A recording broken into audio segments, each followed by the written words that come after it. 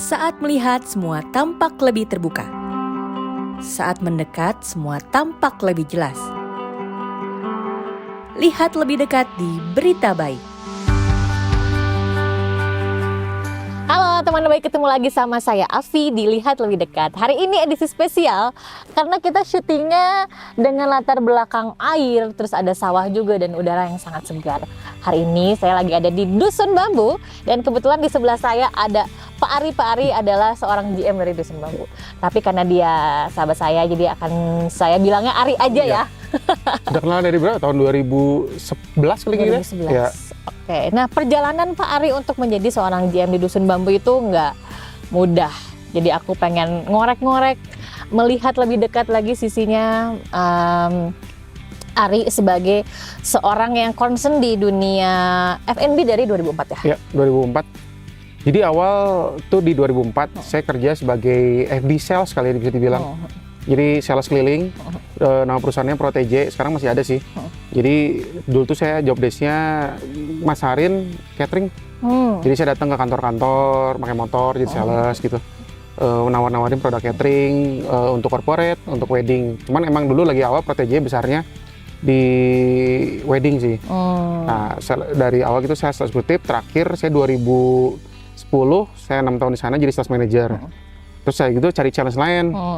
Udah gitu saya pindah ke Treehouse. Treehouse dulu sebagai marketing manager. Udah gitu ketemu sama Teh Afi. Jadi tiap ada promo nih Treehouse pasti ditelepon lah untuk ini. Dari situ setahun saya pindah ke restoran Jepang namanya Gochi. Di Bandung juga? Di Bandung, di Burangrang. Di Jalan Burangrang. Di situ juga cuma setahun, cari opportunity lain, cari kesempatan lain. Pindah dari Gochi itu ke Burgundy. Ya, seperti Burgundy. Burgundy di atas tuh dago atas sebagai operation manager. Nah dari situ 1 tahun lagi saya pindah ke Padma Hotel. Jadi sebenarnya saya nggak punya basic kerja di hotel, cuman puji Tuhannya Tuhan izinin bisa pindah kerja di hotel. Hotelnya hotel bintang 5 lagi. Jadi lumayan banget lah, bisa belajar banyak hal di sana. 1 tahun dari situ saya pindah ke Gading Serpong.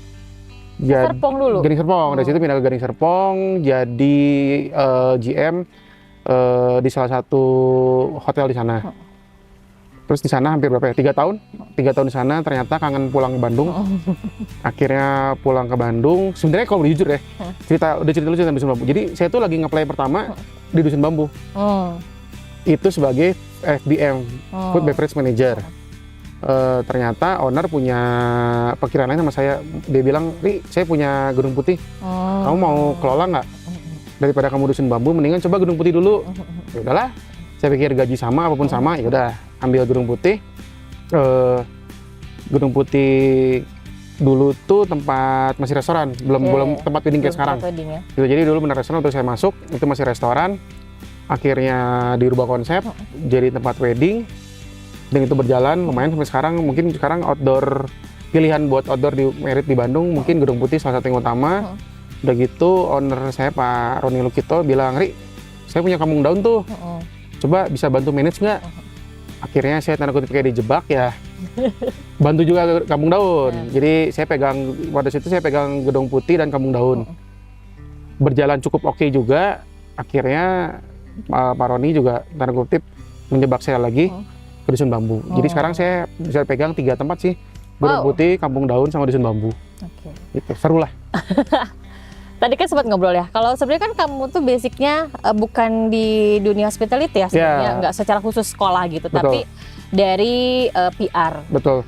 Nah, apa sih yang bikin panggilan hati untuk akhirnya gue mau ngambil PR dan sekarang gue kerja di sini gitu? Oke, karena kalau di hospitality industry tuh kayak cukup menyenangkan. Ini bisa nyenengin orang ya. Orang bisa happy gitu, orang bisa bahagia, orang bisa seneng karena kita gitu. Itu tuh kayak wah seru juga ya, maksudnya bikin ya nge-sep orang tuh bikin mood orang bagus, tapi segala macam ternyata seru juga, menyenangkan gitu. Biarpun emang capek ya, capek gitu. Dan karena itu saya tuh kayak wah kayaknya ini calling gitu ya, panggilan. Cuman saya beruntungnya saya punya basic PR yang cukup kuat, jadi jarang banget ada orang hospitality punya jiwa marketingnya bagus gitu. Makanya saya sense-nya lumayan kuat nih dua-duanya. Jadi kadang-kadang orang kan create something, tapi nggak tahu cara marketnya atau ini marketnya bakal work nggak sih. Nah saya tuh beruntungnya punya dua sisi ini yang cukup kuat sih. Jadi once bikin apa, marketingnya bisa dipikirin, oh gini cara jualnya gini, ini bakal happy nggak ya, ini bakal bagus nggak ya, ini bakal viral nggak ya, ini bakal berhasil nggak sih gitu. Jadi menyenangkan lah. Menyenangkan ya. Terus tadi kan ngambil jurusan PR nih, apa sih yang lu pikirkan ketika saat gue mau ngambil jurusan PR deh gitu? Oh, lagi SMP sempat baca-baca buku-buku ya dulu mungkin Renat Kasali, Hermawan Kartajaya. Dari kecil tuh saya tuh sekolah di sekolah swasta dan jurusan swasta tuh public relation tuh bukan pilihan yang orang-orang tanda kutip swasta tuh pilih gitu, cuman saya milih itu karena saya pikir dulu tuh lagi PR tuh lagi bagus-bagusnya. Lagi orang-orang mulai pemasaran, ya mulai Hermawan Kartajaya mulai bikin tentang public relation. Saya pikir ini kayak opportunity bagus aja sih. Dan saya rasa dulu kepikiran bahwa segala sesuatu tuh harus di-PR-in. Event gereja gitu ya. Masjid gitu teh harus ada public relation-nya, gimana cara orangnya mau datang beribadah kan. Oh ini menarik nih, oh gereja ini menarik, oh masjid ini. Kayak sekarang masjid yang baru kan dibikin arsitekturnya bagus apa, itu pasti ada sisi PR-nya dijamin. Supaya orang teh mau datang gitu ya. Dibikin yang kayak sungai di jalan depannya itu supaya orang kan create itu pasti supaya datang itu teh udah PR ya, public relation ya itu dipikirin. Jadi saya berpikir wah ini jurusan opportunity kerjanya gede banget gini, besar banget nih, pasti peluang usahanya bakal banyak.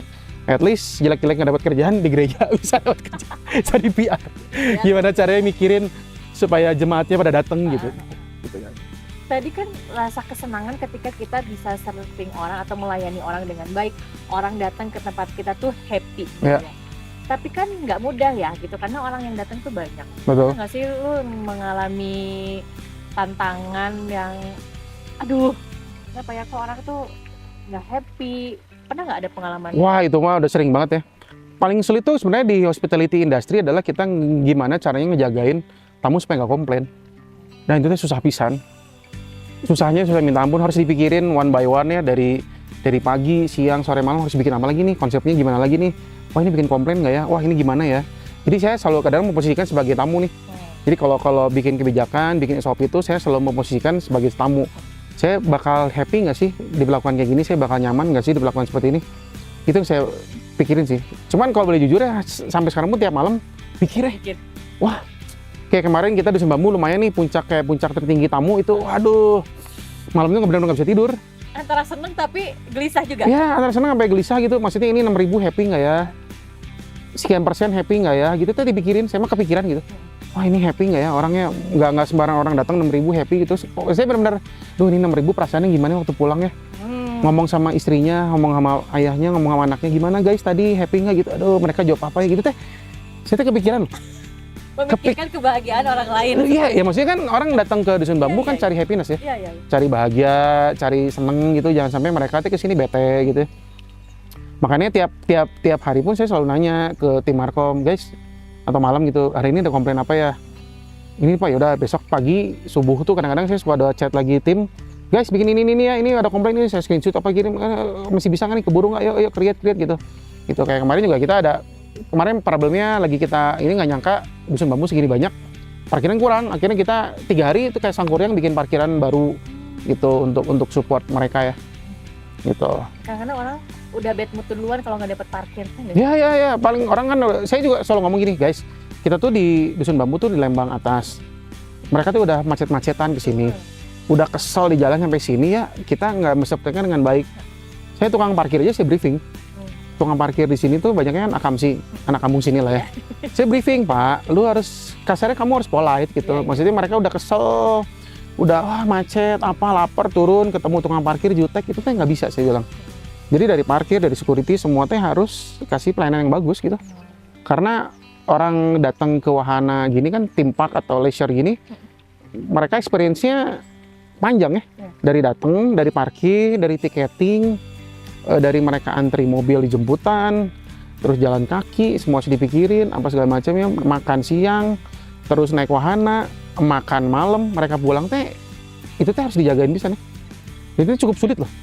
wah ngejaga itu teh, wah ini kita bagus di sini, ternyata pulangnya fail, itu teh lumayan, gitu, gitu. Yang paling bikin sedih tuh apa ketika komplain teh ada gitu, ternyata kita maksudnya kita udah ngelakuin segini ternyata masih kurangnya gitu, aduh, oh iya, terus kadang-kadang suka kesel, aduh kenapa ini nggak kepikiran ya gitu, suka gitu, aduh kenapa ini kepikirannya setelah terjadi, itu lumayan bikin greget gitu ya. Karena kan kalau bisa hospitality itu paling nggak tahu, kalau saya sih dari tips saya sih gimana caranya kita punya standar taste-nya harus lebih bagus dari tamu.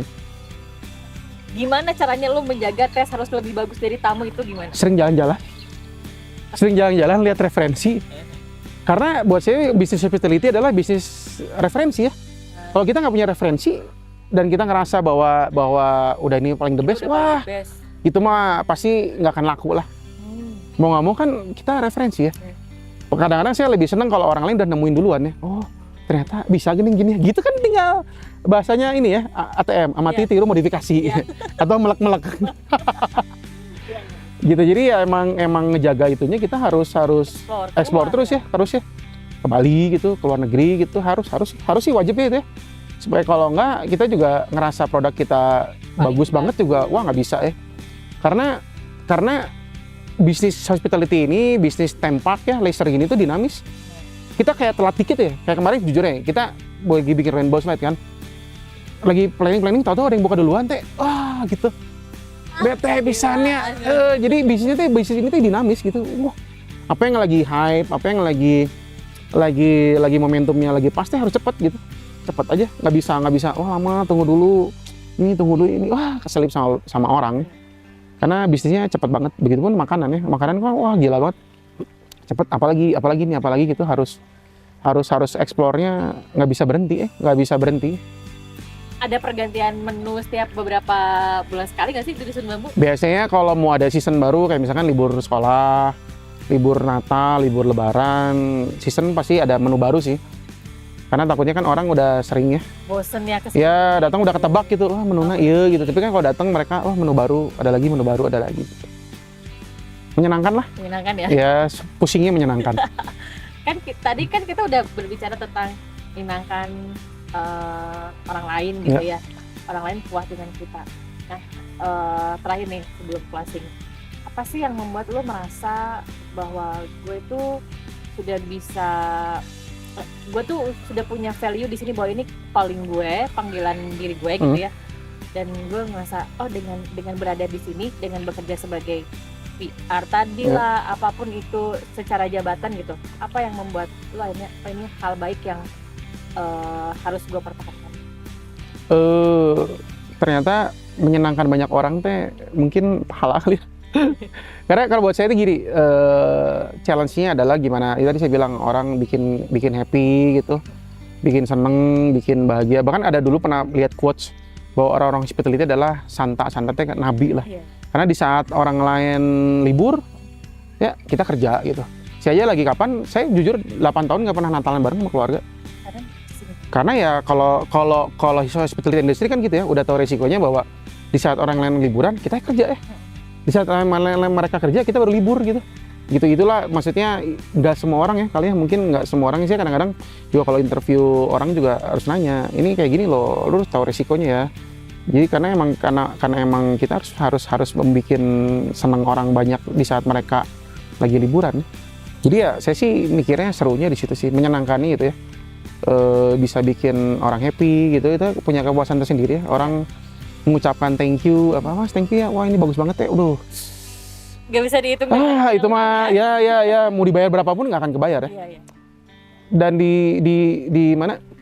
Di momen ini tuh emang itu sih luar biasa ya. Saya balik flashback dikit. Dulu saya SMP baca bukunya Renal Kasali, Hermawan Kertajaya. Kemarin saya ketemu Renal Kasali, kemarin baru di chat, Pak Ari bisa nggak main ke saya gitu.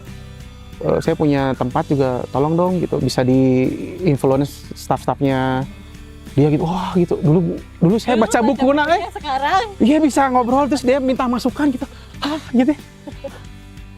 Bisa duduk semeja sama Pak Hermawan Kertajaya gitu, gitu.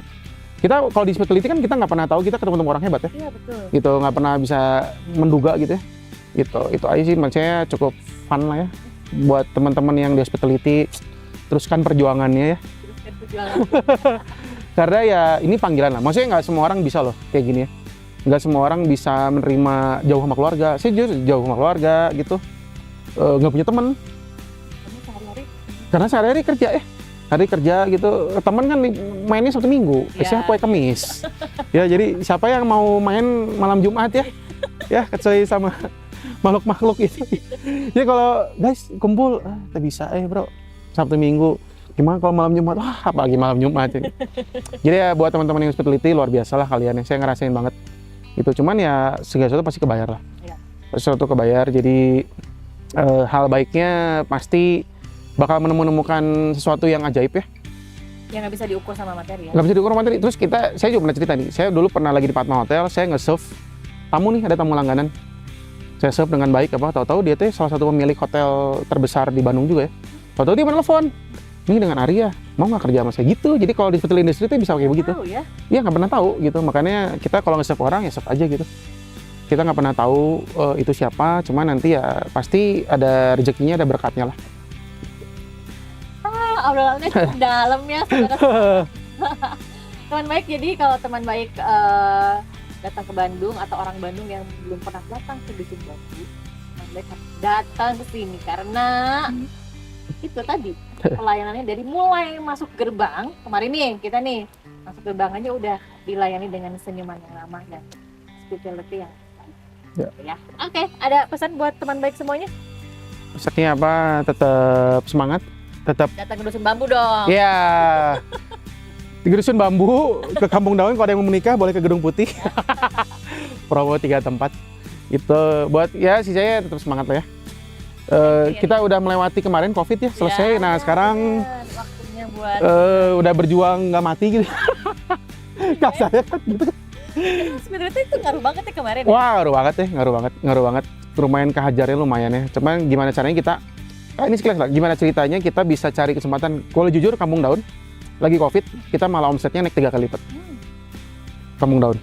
Gitu karena kita bisa nemuin celah pasar di situ. Ya. Malah saya dulu sempat berharap, aduh ini COVID kalau berakhir gimana kita nih gitu. Karena kita udah menemukan celah pasarnya. Jadi ya sekali lagi sih pesannya harus tetap inovasi, kreatif ya di bisnis ini karena dinamis. Oke. Thank you. Thank you Arya. Terima kasih waktunya. Terima kasih. Thank you buat teman-teman Berita Baik. Semangat terus. Oke. Dadah teman baik. Dadah. Assalamualaikum.